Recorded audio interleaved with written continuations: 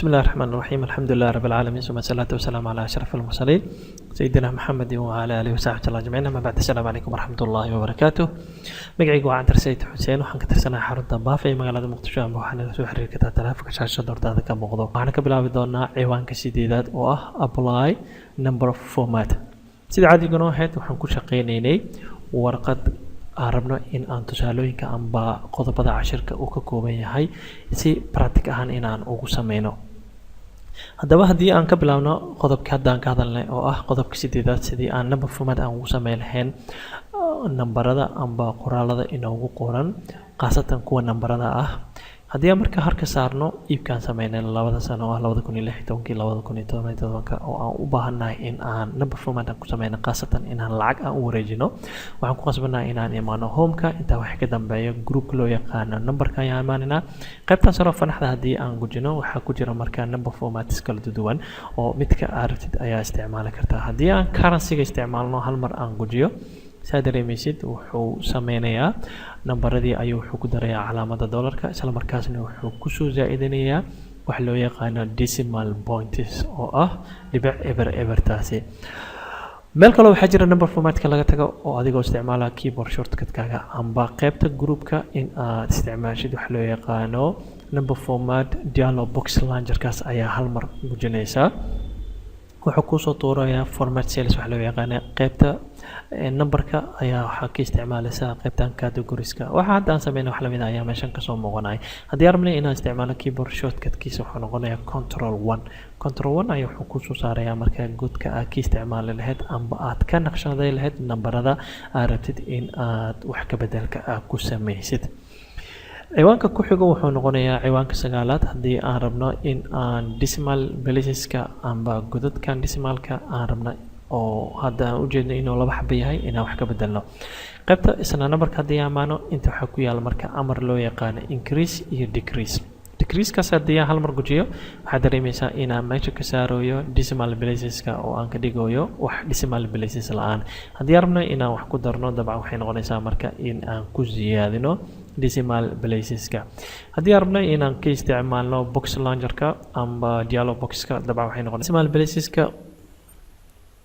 meesha decimal placeska oo laba ku sheegaya in aan ka dhigno 0 intaa waxa ka dambeeyo aan okay aan taabano si oo decimal placeska ooga dhigo 0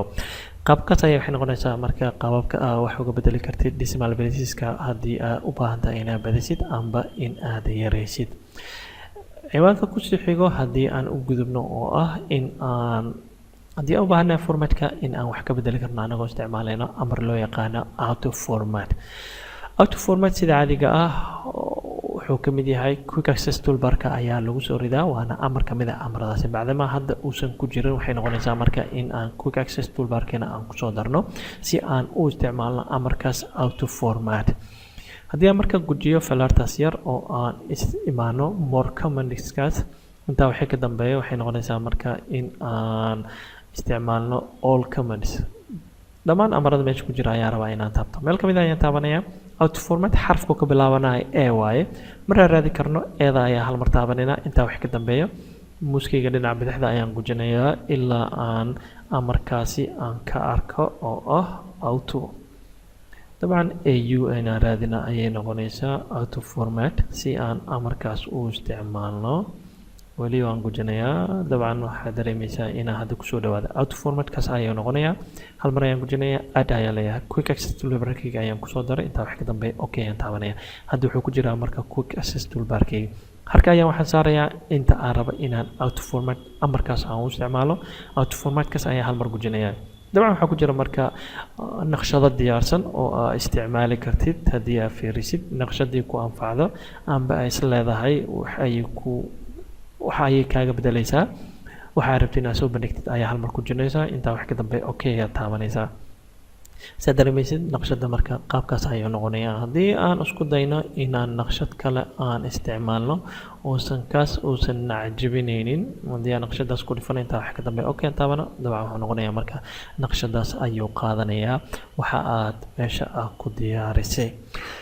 ciwaanka kusii xigo waa ciwaanka 11aad waxaan uga hadlaynaa wax loo yaqaano conditional format. waxaan rajeynayaa inaan si faahfaahsan conditional formatka aan uga hadlo, laakiin sidoo kale asaga waxaa loo isticmaali karaa markii aan rabno in aan wax ku nashqadayno. tusaale ahaan nambaradan ayaa waxaan rabnaa in aan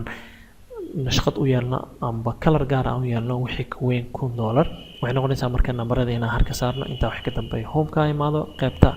conditional formatka ayaan fanaxda furaynaa. waxaan isticmaalaynaa highlight sales ruleska greater than markaas ayaan hal mar gujinaynaa. meeshaas haddii aan ku qorno 1000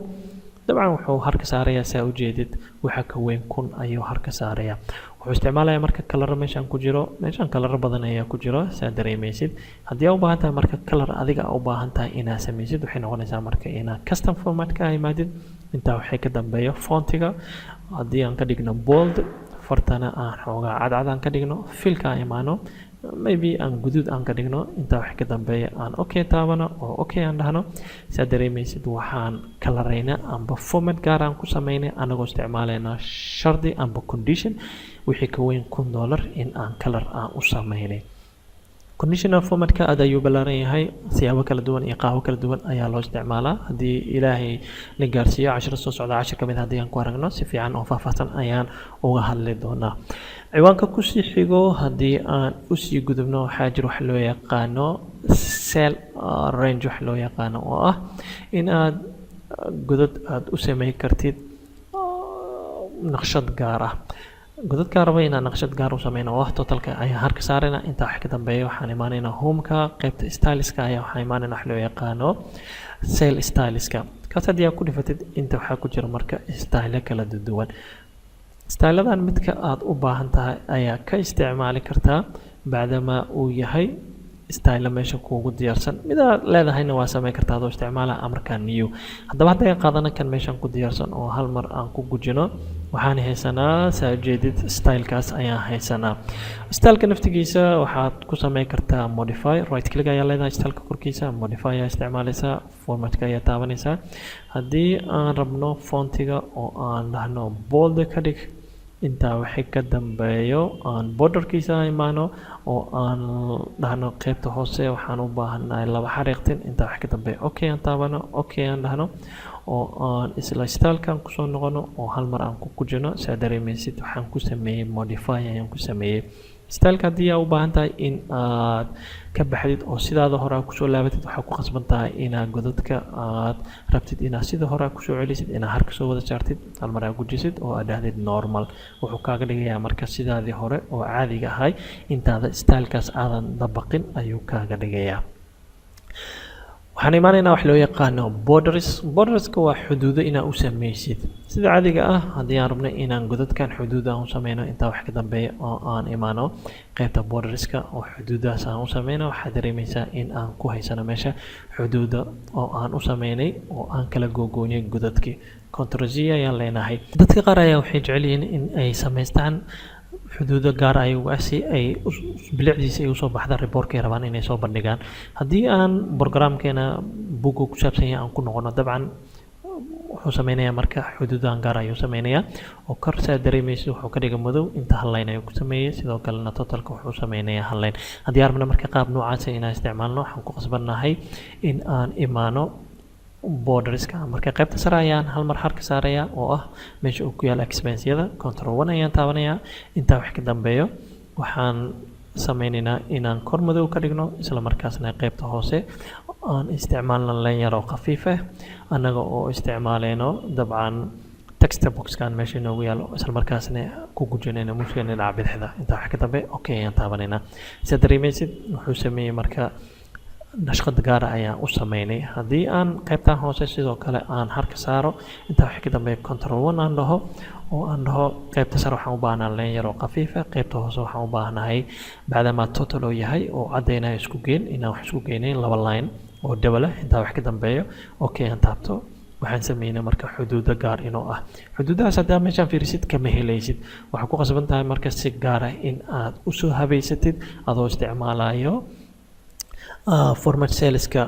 dialog boxkaas adoo isticmaalaya. waxaan kusoo qadameynaa cashirkeena in aan uga hadalno wax loo yaqaano haddii aan god naqshadayno kasoo qaadbo godkan waxaan ku qornay lambar 23 intaa wax ka dambeeya waxaan u bedelnay calaamada dollarka oo aan dollar sign aan ka dhignay sidoo kale bold ayaan ka dhignay farta xoogaa yar waa waaweynay inta waxaan ku qornay number 2 isla naqshadan haddaan rabno in aan numberkan aan siino waxaan ku qasbanahay stepskii hadda aan soo qaadnay in lamid inaan soo qaadno taas waxay noqonaysaa mararka qaarkood waqti dhumus ayay noqonaysaa haddii aan u baahnaa marka isla naqshadan meeshaan aan ku sameeyey si degdeg ah in aan hore uga soo qaato oo numberkan aan siiyo waxaan imaanaynaa homeka waxaan isticmaalayna wax loo yaqaano format painterka kaas ayaa hal mar gujinaynaa sidaad dareemaysid wuxuu wataa buraashkaas macnaheed waxay noqonaysaa in aan naqshadii meeshaan ku taalay oo aan formatkan kusoo sameynay inaan wadano muskan dhinaca bidixda ayaan waxaan ku kor gujinaynaa nambarka aan rabno inuu naqshadan qaato sidaas ayay waxay noqonaysaa marka inaan naqshadii aan ku siinay haddii aan godadkan dhan aan rabno inaan naqshadan aan siino dhib ma leh godkaan rabno inaan naqshada ka qaadno ayaan harka saaraynaa intaa wax ka dambeeyo format painter ayaa leenahay godadkaan rabno naqshadaas inaan siino ayaa harka soo wada saaraynaa intaa wax ka dambeeyo muskin dhinaca bidixda ayaan kusii deynaynaa sidaas ayay waxay ku noqonaysaa marka inay qaataan naqshadii godkaan meesha inoogu yaala mid lamida ayay qaadanayaan haddaba maanta intaas ayaan ku hakinaynaa waxaan halkan kusoo gabagabeynay jabtarkii 3aad oo aan uga soo hadalnay 17 ciwaan oo kala duwan isla markaasna practical aan ugu sameynayna excelka gudihiisa inta cashir lamid aan kulmayna waxaan idinkaga tagayaa sidaas iyo nabadgelyo subxaanaka allahumma bihamdika ashhadu an laa ilaaha illa anta astaghfiruka wa atuubu ilaik wa salaamu calaykum wa rahmatullaahi wa barakaatuh